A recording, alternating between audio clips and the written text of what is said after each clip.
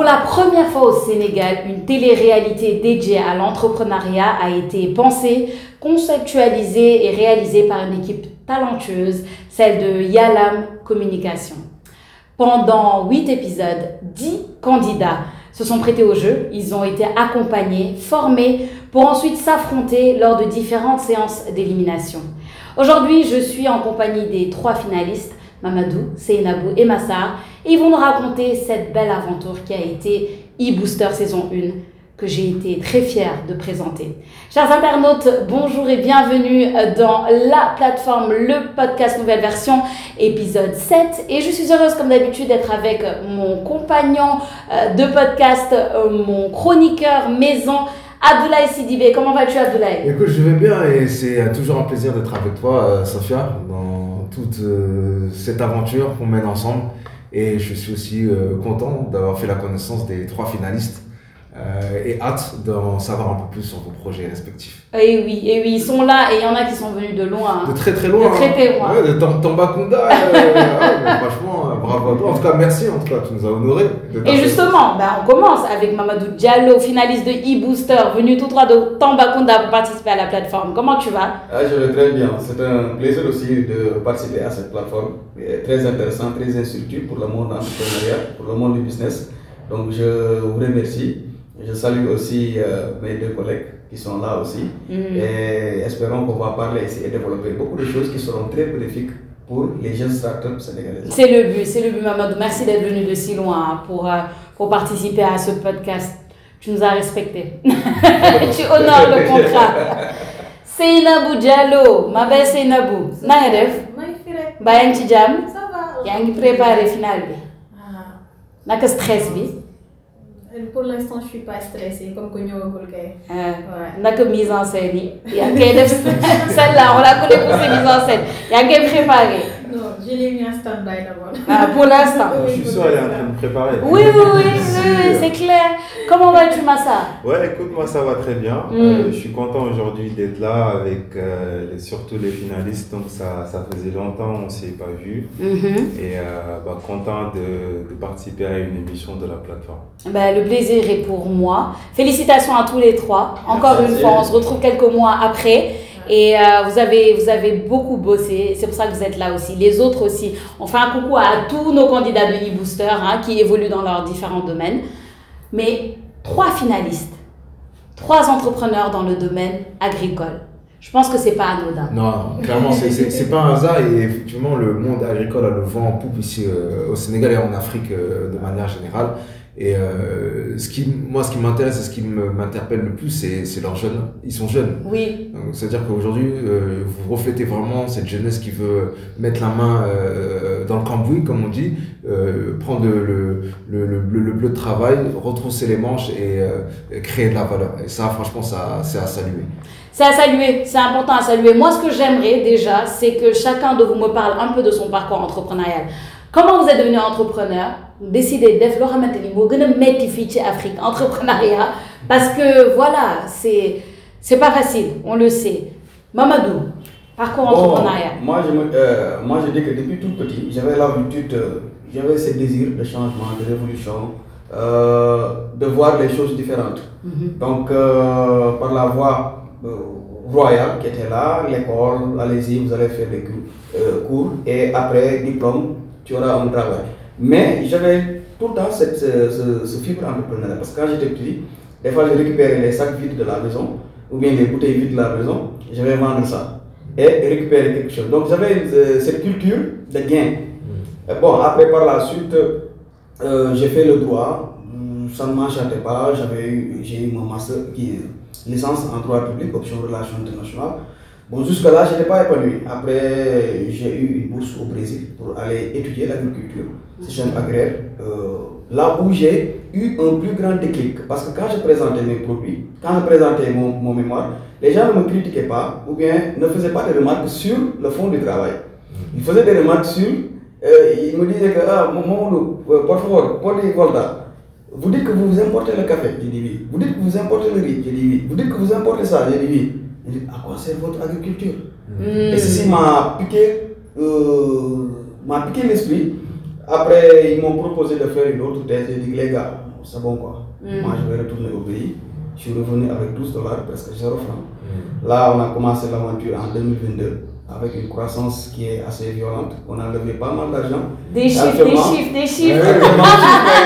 Non, je suis pas les gens ne parlent pas de chiffres. On est très jaloux des chiffres. Mais en grosso modo, j'ai eu cette fibre-là. Et ce qui est beaucoup plus bon dans tout ça, c'est que je réveille les esprits à côté. Donc, je suis en train de lever entre guillemets une armée d'entrepreneurs Tambacoundas, un nombre de 250. Là, actuellement, on est sur la filière avicole, sur la filière de la transformation ainsi que la mouche bovine. Et notre domaine de prédilection, actuellement, on veut éclater le fognon à fond. On veut être leader dans ce domaine-là. Cause pour laquelle on veut tenir ce qu'on appelle la chaîne de valeur, évidemment, travailler avec des structures de recherche pour pouvoir améliorer la variété. L'essentiel est qu'il faut que les agriculteurs gagnent. Et pour gagner, il faut qu'on mette en place un business qui est vraiment rentable. Voilà. Donc c'est ce qui m'a poussé vraiment à aimer les chiffres. Quoi. Par rapport à ce qu'il dit, ce qui est bien, c'est qu'il est parti chercher la compétence ailleurs. Et il parle de structure parce qu'il y a les business, mais tu ne peux pas faire un bon business s'il n'y a pas de structure. Et là, il a parlé avec lui 250 personnes qu'il va entraîner. Donc c'est 250 potentiels entrepreneurs qui vont pouvoir aussi créer de la richesse, créer des emplois en province. Parce que vous êtes du côté de Tambacounda. Tambacounda, c'est pas loin du Mali. Hein. Ah oui, c'est vrai. On tape du bon mafé là-bas. Écoute, de toute façon, nos frontières sont de fausses frontières. Hein. Il faut se le dire. On est tous. C'était l'Empire. Hein. C'était l'Empire et il faut que ça le redevienne quelque part. En tout cas, bravo pour ce beau parcours. Tu as toujours eu cette fibre entrepreneuriale. Tu es parti, tu es revenu. Nous aussi, on est parti, on est revenu. Et donc, je comprends que c'est un challenge. Tu vois, 10 ans au Canada, presque toute sa vie en France, et aujourd'hui, on est là en Afrique parce que ça se passe en Afrique. Donc, bravo pour toi. Ma chère Seynabou, raconte-nous un peu, nan nga duggee ci entrepreneuriat lu tax lan moo la dugal sax yow ci entrepreneuriat lan moo tax nga dugg ci. Son cas dafa doy waar trop. Parce que moi, l'entrepreneuriat, je peux dire que ça m'est tombé dessus. Mais je vais commencer par dire qu'en étant toute petite, j'étais un peu passionnée de l'agriculture parce que dans notre maison, nous avons aménagé un petit espace où nous faisons un peu des cultures maraîchères et consorts, mais on ne réussissait jamais parce qu'on était confrontés à des problèmes de termites, les insectes et consorts, les maladies. Donc du coup, bon, c'était un peu on le banalisait, juste on le faisait par plaisir et consorts. Donc du coup, de principe de base, dans ma famille, le principe c'est quoi? C'est d'étudier d'abord. Djang, am sa bac, de l'université, faire des études et après avoir le boulot. C'est ça qu'on croit en fait, avoir un boulot, aller travailler. Mais bon, comme on le dit, comme quand tout le monde suit le troupeau, on suit le troupeau. Donc j'ai suivi en fait tous les conseils qu'on m'avait demandé. Mais une fois à l'université, quand j'ai terminé ma licence, bon, les réalités du marché m'ont rattrapé. Donc j'avais pas de boulot, il n'y avait pas d'emploi et consort. Donc c'est comme ça que j'ai commencé à entreprendre, juste par... j'ai rêvé en fait cette passion que j'avais mis en stand-by, cette passion qui dormait. J'ai participé à un concours de projet, pour ma première fois, un concours, où ma première fois de pitcher, je ne savais même pas c'est quoi pitcher un projet. Donc du coup, je me pitcher le projet. Et le premier devait partir en Allemagne. Donc quand j'ai pitché, je me suis retrouvée à la 3e place. Donc bon, c'est à partir de là-bas que je me suis dit que peut-être c'est pas le hasard en fait si je me suis retrouvée à la 3e place. Et j'ai à partir de là-bas que tout a démarré. Donc il faut là commencer ça entrepreneuriat. Je vais te dire un secret sur Seynabou. Seynabou, elle rafle tous les trophées. Seynabou, elle rafle tous les concours. Elle a la patte. Elle a la patte, elle rafle. Non mais moi, un truc que j'ai vu chez toi, tu es très compétitive, mais de la bonne manière. Je pense que surtout, ouais, c'est vrai. Oui, elle est très compétitive, mais elle en veut et tu es passionnée surtout. Oui, ça, je pense que tout le monde... C'est ça. Clairement, on le sent. Et c'est vrai que, bon, peut-être que tu te rends pas compte, mais tu dégages quelque chose quand même. Voilà, il y a certain aura autour de toi qu'on retrouve chez les femmes leaders. Et elle, je la vois un peu comme à son niveau. Exactement, mais ça, je l'ai développé après en fait. Lors de ce concours-là, c'était la fondation Friedrich Naumann qui l'avait organisé. C'était le Falling Waltz. Donc le premier devait partir en Allemagne pour représenter le Sénégal. Mais quand j'étais venue, j'étais un peu peureuse. Donc, je n'avais pas la confiance en moi et consorts. Mais à l'aide de mentors, c'est pour cela qu'on a dit qu'il faut surtout avoir des supports, en fait, quelqu'un qui nous encadre. Donc, il y avait une dame que j'avais rencontrée, c'était la directrice de Jocolabs, Madame Fatim. C'est elle qui m'a dit que Seynabou, tu as une voix portante. Donc, tout est un projet aussi, c'est un projet que je crois que tu as de l'ambition. Donc, il m'a dit que, allez-y, il m'a dit ce jour-là, allez-y ma belle, je sais que tu vas y arriver. Donc, du coup, durant les entraînements, quand je parlais, j'étais comme ça. Elle t'a mis à l'aise. Oui, elle m'a dit le jour du pitch là, bien fort, sérieusement, tu as une voix portante, parle et tu peux attirer en fait. Donc du coup, c'est ça qui m'a...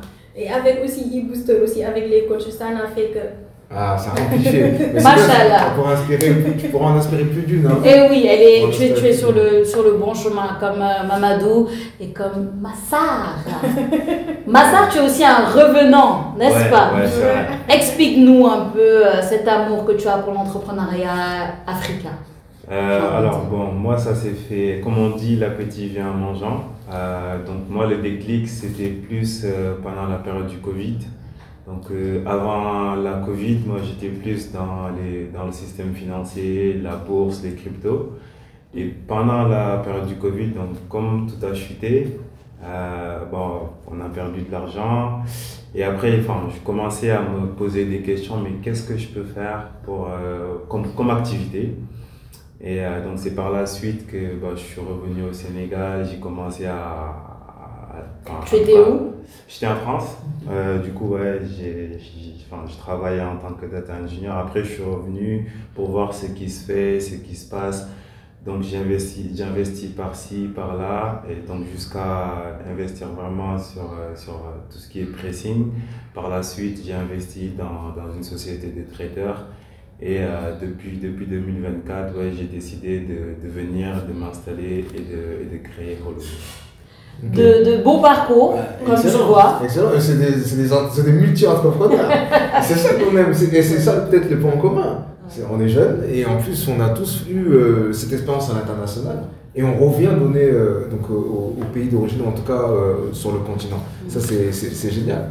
Mais ce que j'aime bien avec le parcours de Massar, c'est qu'il a été data engineer. Il aurait pu, franchement, avec le salaire que tu es un data engineer, il aurait pu rester. Non, regarde le sourire. Il a décidé, voilà, moi, je sais, tu veux même la faire. Lui, il a décidé de revenir et vraiment de tout rebattre. Hein. C'est-à-dire que oui, crypto-monnaie, c'est fluctuant. Moi, je ne suis pas trop dans un jour tu gagnes beaucoup, après tu perds, etc. Mais data engineer, il avait un salaire peut-être confort. Et là, il revient et il repart de la base, de l'entrepreneuriat. Je trouve ça super. Moi, j'ai juste envie maintenant de savoir, vu que moi je suis un entrepreneur, quand est-ce qu'on fait des deals ensemble? Tu vois, Diallo,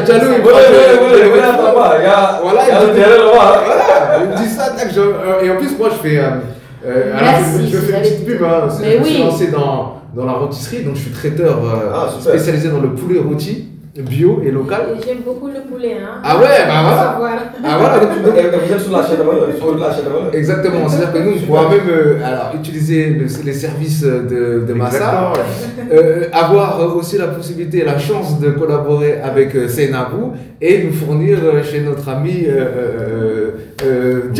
Mamadou Diallo. Donc du coup, je pense que le rôle de la plateforme, c'est aussi ça. Hein, c'est aussi faire des émissions et créer des liens et faire du réseau. Et moi, j'ai qu'une hâte, c'est de commencer avec vous. C'est beau, hein, la plateforme. C'est magique. C'est magique. Non, mais ce qui est magique, c'est l'énergie que vous dégagez et comment vous croyez en l'entrepreneuriat. On le disait dans e-Booster, ce sont que des jeunes qui sont là. On est tous jeunes, on est tous là et on y croit. On croit que ça se passe ici, on croit que la réussite est possible ici. On entreprend. C'est pas tous les jours facile, c'est pas tous les jours rose. Ça, il faut qu'on dise la vérité. C'est pas tous les jours facile. C'est pas tous les jours que tu te réveilles en tant qu'entrepreneur et que voilà, tu as des soucis des fois très basiques. tu as des soucis un peu plus complexes, etc. C'est tout un cheminement. Moi, j'aimerais savoir très rapidement, peut-être chacun de vous peut me donner une anecdote, vos challenges dans l'entrepreneuriat et comment vous les gérez. C'est quoi pour vous les plus gros challenges en entrepreneuriat, Mamadou? Bon, pour moi, je veux dire que c'est la gestion du personnel. Parce que nous sommes dans un contexte un peu particulier, à savoir l'agro-business. Il est très difficile aujourd'hui de voir des jeunes engagés qui veulent la terre. Donc, il m'est arrivé une fois, en plein travaux champêtres, qu'un ouvrier me fait du chantage. Bon, moi, mon fort en est que moi, je ne recule devant rien. Donc, il m'a dit que non, bon, ils se sont constitués, il a dit que non, nous allons abandonner parce que nous voulons une augmentation de ça, et ce qui n'était pas dans le contrat. J'ai dit que, mec, vous abandonnez, demain je vous remplace. Donc, je ne vais pas bouger dans le temps. Et ils ont passé à l'exécution. Moi aussi, je suis passé à l'exécution. Donc, je me suis retrouvé avec un contexte qui est un peu délicat parce qu'il y avait la saison agricole qui avançait. Et du coup, je ne vais pas laisser comme ça le champ parce que le champ serait submergé par des herbes. Donc, après, je me suis débrouillé, j'ai cherché l'équipe, je me suis retrouché les manches. Ouais, actuellement, je me suis cassé l'équipe parce que j'utilisais la machine agricole pour décortiquer le maïs. J'aimerais qu'on s'arrête un peu sur ça. Ouais. Tu as pris, en tant que toi, chef d'entreprise, Ouais. tu es allé toi-même sur le terrain, on peut dire, parce que c'est le terrain. Ouais. Tu as travaillé, tu Ouais. as fait le travail de tes employés et Ouais. tu as même eu une blessure, Ouais. un accident de travail, Ouais. parce que tu t'es retroussé les manches Ouais. et tu es allé sur le terrain. J'aimerais que les gens retiennent ça. Ouais. Et c'est le propre d'un leader. Oui. C'est-à-dire que tu montres la voie et tu mets la main à la pâte, en fait, c'est ça. C'est ça. Clairement, il aurait pu rester sur son piédestal, on Oui. n'est pas d'accord, je prends caca d'eau, basta. Non, il a montré la voie, il a mis la main à la pâte et voilà. En fait c'est ça. Et pour moi, la chose la plus importante en entrepreneuriat, pour moi, c'est personnel, c'est l'horloge. Moi, je ne joue pas avec l'heure. Donc, l'horloge, le temps, time is money. It is. Donc, je ne veux pas retarder un business. Je veux que ça passe très vite, très fort et qu'il y ait ce qu'on appelle que ça percute. Cause pour laquelle ces types de stress-là, d'habitude, bon, je dis, c'est une expression en anglais que j'aime très bien utiliser. When you are trouble, double. On double quoi, on n'a rien à perdre. Donc, dès lors que vous êtes dans cette situation, il faut retrousser les manches et vraiment mettre du charbon. Donc, depuis que j'ai commencé à développer ces méthodes-là, je crois que voilà, on essaie de pousser un peu les blocs. C'est super. Seynabou, plus gros challenge entrepreneurial et comment tu le gères? Moi, chaque jour, je suis en train de vivre des challenges en fait, chaque jour avec l'entrepreneuriat. Mais en fait, moi, l'histoire derrière, en fait, ce qui m'a plus marqué, en fait, c'est le moment où j'étais en stade d'idée, en fait. Donc, du coup, pourquoi cette étape est importante? Quand on est en stade d'idée, donc, du coup, pour moi, l'exemple que je vais prendre, que j'étais un peu dispersée. Et on me disait souvent que c'est dangereux pour un entrepreneur d'être dispersé en fait. Avant de mettre quelque chose en place, il faut bien réfléchir et bien intégrer en fait certains feedbacks. Donc du coup, il y a longtemps j'étais en stade d'idée et partout où je passais, il y a des gens qui me disaient que c'était presque impossible de réaliser ce projet-là parce que c'était trop coûteux. Donc j'étais dans l'agritech, plus particulièrement dans l'agriculture verticale avec une technologie et on me dit non, c'est pas impossible mais c'était trop coûteux en fait. Donc du coup, ce que j'ai en fait retenu dans cette aventure, c'est surtout la persévérance, mais aussi il faut beaucoup de passion en fait. Parce qu'on nous dit toujours qu'il y a beaucoup de startups qui naissent, mais en moins de 3 ans, ils meurent. Donc du coup, parce qu'il y a beaucoup de choses qu'on doit intégrer. Donc ça, on doit le cultiver depuis la base en fait. Depuis la base et aller en fait avec.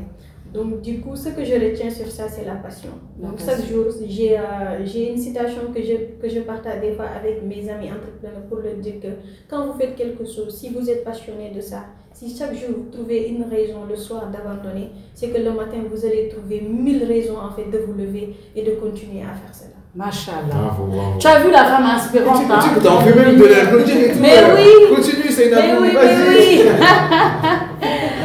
Bassa, plus grand challenge entrepreneurial, comment tu gères ça? Bah, moi, le challenge, en tout cas, c'est le fait de vouloir faire passer les entreprises de l'informel vers le formel. Vous savez, au Sénégal, tout est informel. Et pas que au Sénégal. Hein. Enfin, généralement en Afrique, tout se passe dans l'informel et le Sénégalais n'a pas l'habitude de dire non. Et donc, on passe pas mal de temps avec les clients. Même s'ils ne sont pas intéressés, ils vont te parler, mais au final, ils ne sont pas intéressés. Et donc, on passe beaucoup de temps à éduquer sur le digital.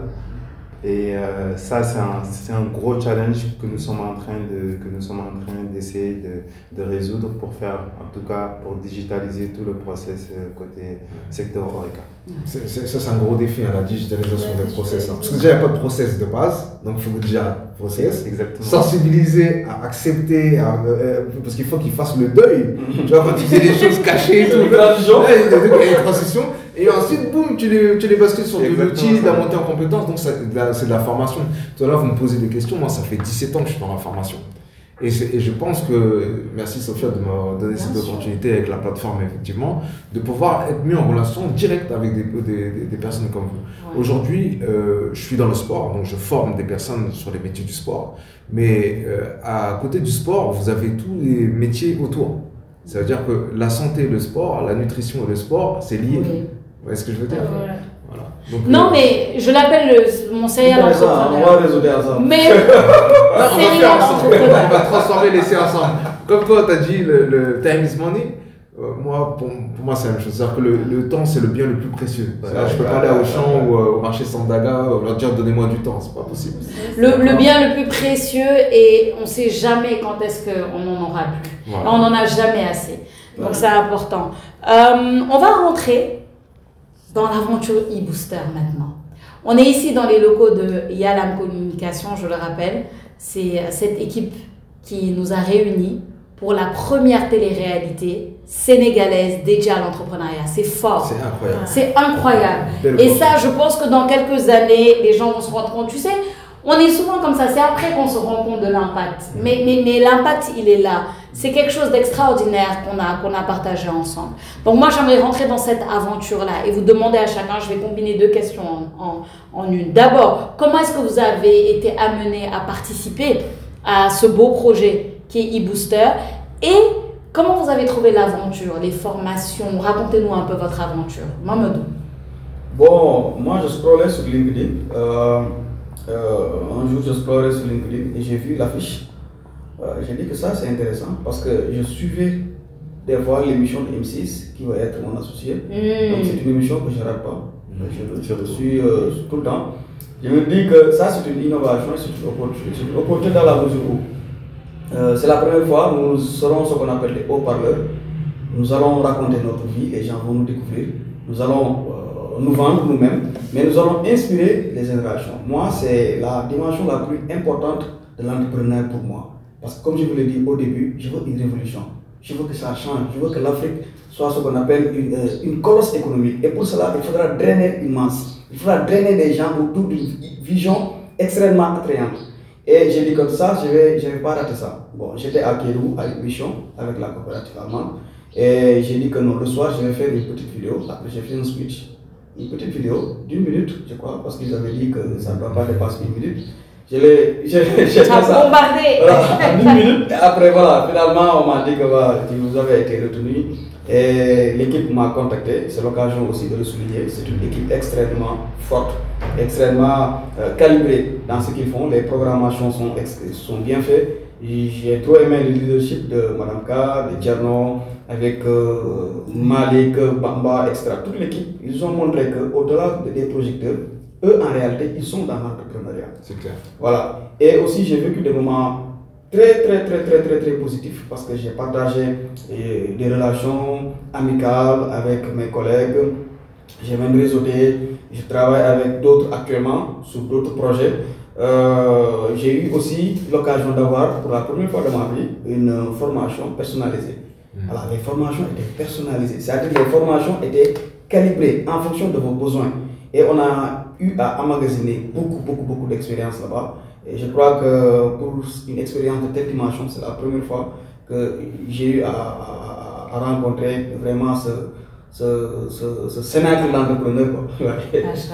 C'est bien, c'était une très belle aventure et on en retient un peu du positif. Et c'est Nabou, raconte-moi un peu comment est-ce que tu es venu à participer à eBooster et comment est-ce que tu as vécu ton aventure, l'accompagnement, l'équipe, les échanges. Donc du coup, moi quand je participais à cette émission, je ne savais même pas ce qui m'attendait. Parce que d'ailleurs, j'étais même dans un programme d'incubation. Donc du coup, dans un groupe WhatsApp, on nous a balancé ça. Donc j'ai dit, attends, télé-réalité ici. Moi, les télé-réalités que je connais, ce sont des couples que j'avais l'habitude de voir, qui se chamaillent ici. Je dis, mais attends, comment ça va se passer avec les entrepreneurs? Donc il y avait des tas de questions qui se bousculaient dans ma tête. Je ne savais pas. Donc du coup, j'ai dit, attends, je vais tenter ma chance en fait pour voir qu'est-ce qui va se passer en fait. Donc du coup, après, j'ai été contactée par mail et j'ai parlé avec Madame Kadiodio qui nous expliquait un peu comment ça va se passer. Il m'a dit, mais tiens, il y a des phases éliminatoires. J'ai dit, ah, phase éliminatoire. Donc du coup, tu sais que moi, les challenges et consorts, ça me fascine, mais aussi ça me met beaucoup de pression. J'ai dit, attends, il y a aussi des challenges aussi qui vont venir et consorts. Je me rappelle même au téléphone, je lui ai dit, j'espère que je ferai partie de ces finalistes. J'espère que j'aurai la chance en fait. Il me dit, ah, ça dépend de toi, il faut bien travailler. C'est ça qu'elle m'a répondu en fait au téléphone. Donc du coup, c'est pas de clientélisme. Non, mais non. Parce que, on n'est pas dans ça. J'espère, ouais. Il m'a dit que mais c'est à toi de travailler, de défendre devant les coachs en fait. Donc je me rappelle de ça et après, du coup, l'aventure a commencé. Je ne savais même pas ce qui m'attendait. Avec les caméras, mais quand même j'ai gagné une famille. Ce qui m'a plus marqué, j'ai gagné une famille, des amis et surtout aussi les coachs, ils nous ont bien portés en fait. Donc ce que j'ai envie de dire tout simplement, je ne peux pas tout raconter, mais merci d'avoir semé cette graine, que ce soit Sophia, elle aussi. Malgré elle était l'élumineuse en fait. L'élumineuse, oui c'est vrai, les Terminator. Qui a créé ce surnom là? C'est pas Momodou. Elle me mettait en confiance, elle me dit, bah, yalla bar ce mot est venu naturellement. Dit que yalla bar ne vous stressez pas, mais en fait c'est elle-même qui mettait le stress en fait. T'as vu comment t'es toi? Mais à coup pas. Mais c'est vrai que, alors moi, je vous ai vu de loin, c'est vrai, parce que j'étais sur d'autres activités, mais ouais, on sentait un certain engouement et on sentait vraiment, parce que vous mangez ensemble. Oui, c'était une famille en fait. On a senti ce côté un peu solidaire qui est né. Je pensais même que vous connaissiez depuis longtemps, mais en fait non, c'était pour les besoins de l'émission et parce que vous avez créé des vrais liens. C'est super. Les liens étaient vrais et ça ne ment pas, ça ne ment pas aujourd'hui. Massar. Alors moi de mon côté, donc eBooster est venu au bon moment. Pourquoi au bon moment? Parce qu'en gros j'ai fait la remarque parce que ma soeur, elle passe en moyenne 5 heures à regarder les téléréalités.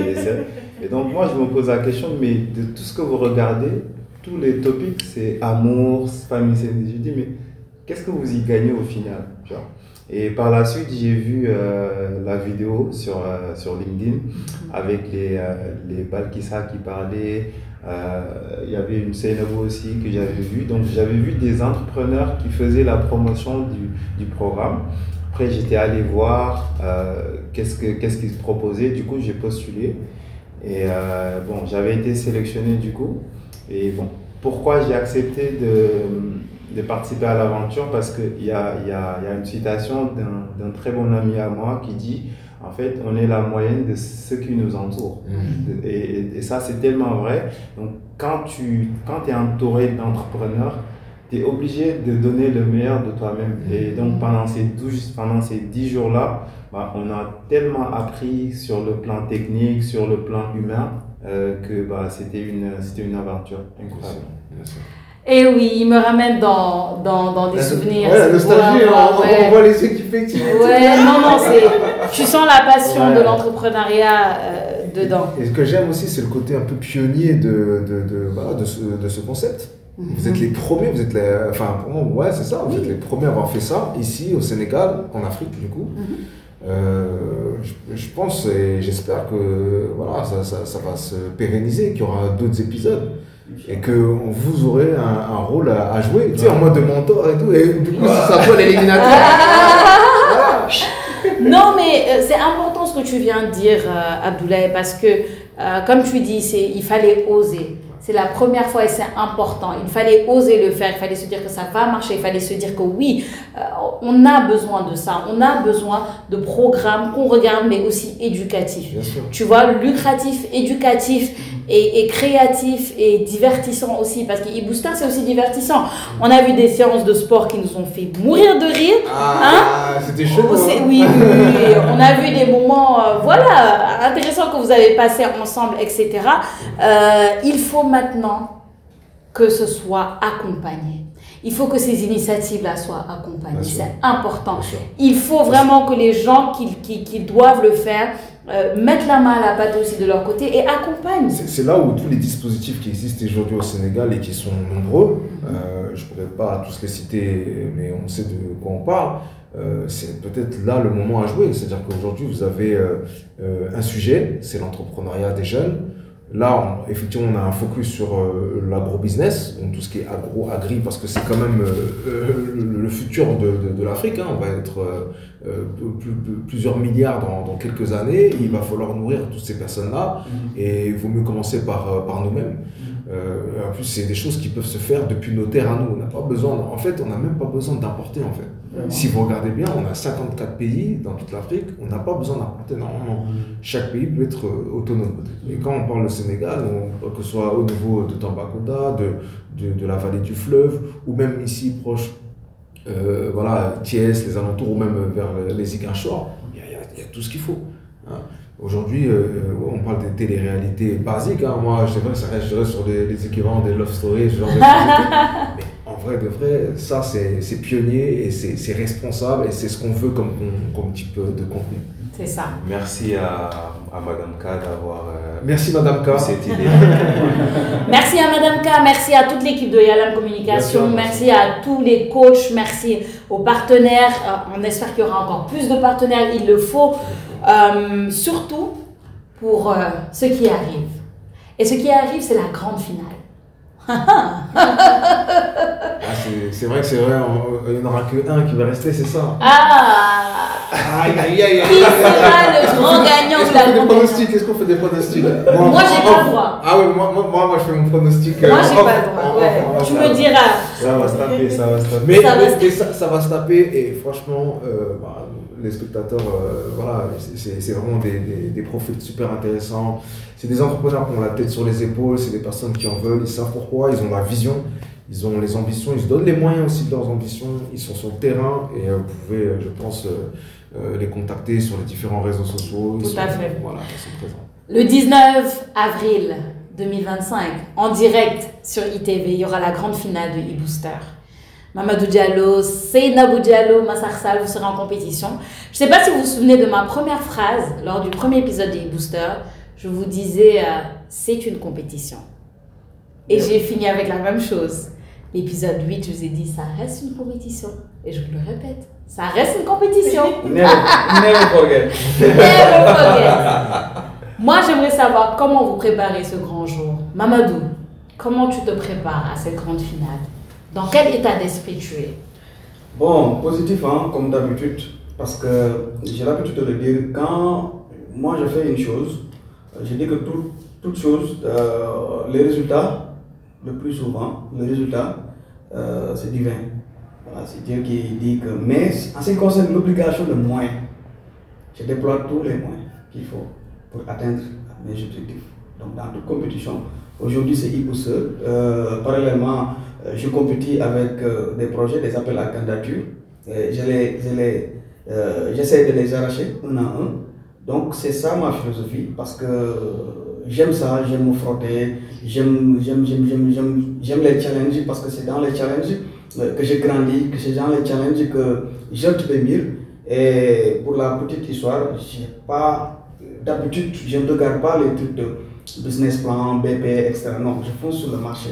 Je me cogne, j'apprends et quand j'ai mon product market fit, c'est-à-dire quand mon produit rencontre son marché, automatiquement je dis que voilà la bonne formule et je l'applique, je le redistribue. Et même au niveau de l'entreprise aussi, on applique cette même challenge, essai, erreur, correction, reproduction, essai, erreur, correction, reproduction. Donc du coup, on se prépare à tout. On se prépare à tout et voilà, espérons que ça sera vraiment un spectacle. Espérons qu'il y aura du feu. On espère aussi, et ce sera le feu. E-Booster, c'est toujours le feu. Faut même pas douter. Donc, vraiment, Inch'Allah, ce sera le feu. Seynabou, même dernière question.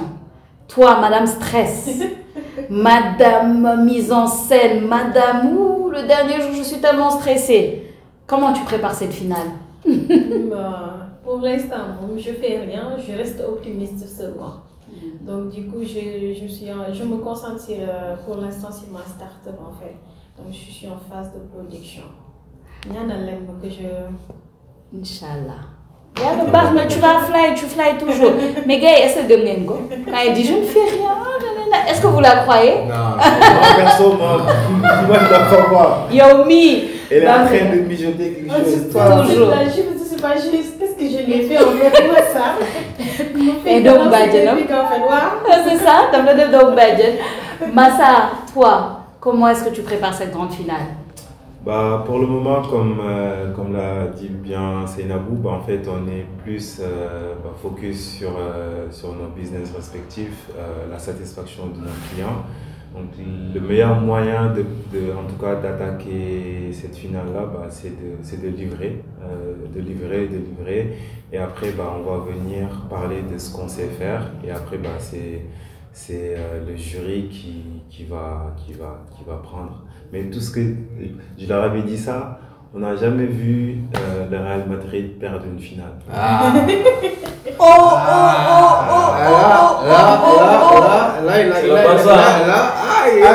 Quand je suis Barça, je l'ai battu la fois passée. J'ai parlé de il a dit la finale. Ah mais la fois passée. Là vraiment, il a tiré à balle réelle. La fois passée, je l'ai battu à Arabie Saoudite. Une finale. Ok. Maintenant, les pronostics. Abdoulaye, je suis au travail, je reste professionnelle, je n'ai aucun pronostic. Mais on va se parler après. Okay. Non, mais plus sérieusement, félicitations déjà, parce que vous êtes déjà des gagnants. Je ne le dis pas pour la formule, je le dis parce que c'est vrai, moi je suis fière quand je vous vois. Quand je vous vois évoluer, quand je vous vois travailler, je suis vraiment fière. Peu importe qui va gagner, je souhaite bonne chance à chacun et chacune d'entre vous, vraiment. Et puis après ça continue, n'est-ce pas? Je pense que ma phrase préférée dans la vie, c'est après ça continue. Tout continue.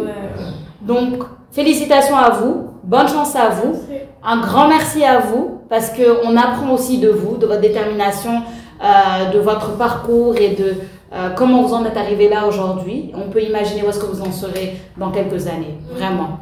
Un grand merci à Yalam Communication pour cette opportunité, pour cette créativité, pour ce beau concept, et de donner foi et de donner vision à l'entrepreneuriat sénégalais en particulier et africain en général. Un grand merci à toi, Abdoulaye. Merci beaucoup. Merci de me tirer avec moi dans tous ces épisodes, de me faire vivre cette aventure. Et encore une fois, moi je suis fier de vous en réalité. Voilà, je suis fier de ce que vous représentez, de tout ce que vous faites.